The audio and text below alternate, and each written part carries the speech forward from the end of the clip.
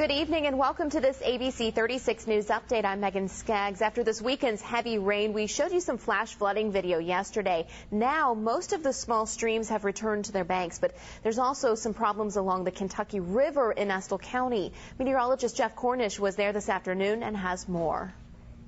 After a drenching weekend in eastern Kentucky, the Kentucky River is now flooding here in Estill County. The river rose 13 feet since Saturday and crested late on Tuesday about 4 feet above flood stage. It started coming up pretty quickly.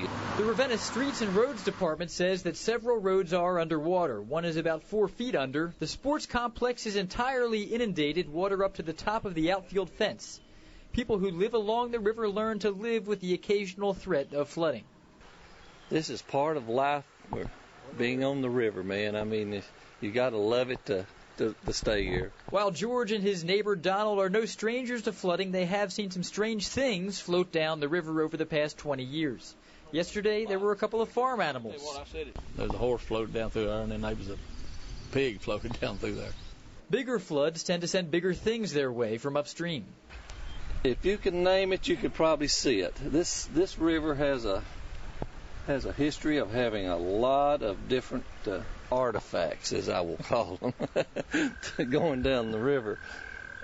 We have seen bottles and jugs and basketballs and houses and trailers and cars and unfortunate some animals that have perished. Like I said, it's about done its due now. When that debris starts dying down, it's starting to quit. The river is expected to fall back below flood stage early on Wednesday. Reporting in Estill County, meteorologist Jeff Cornish, ABC 36 News.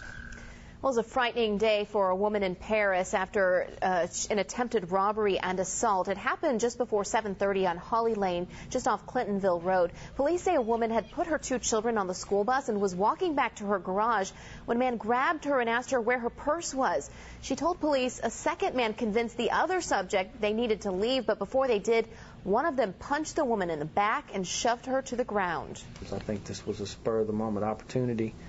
And hopefully when the individuals failed to succeed on any gain, hopefully they'll go back into their hole, and we'll find out who they are and we'll prosecute them to the fullest.